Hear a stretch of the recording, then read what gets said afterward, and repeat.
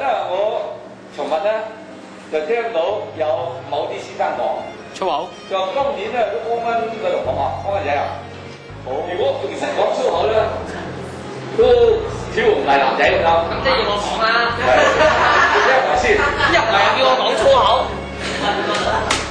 哇！斷章取義，起身！第一入嚟破敲門，冇禮貌。第二幾時輪到你講嘢？我幾時叫你講粗口？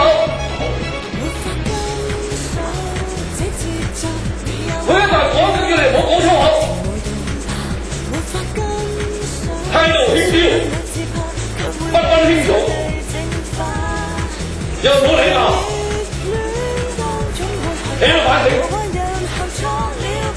先生我講你都未講完，我講完之後我真係叫你講粗口，你可以鬧我，你可以投訴我。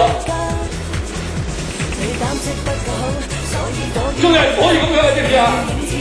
冒險人哋，遲到已經係唔啱啦。你呢個時候我已經係唔啱啦，指手畫腳。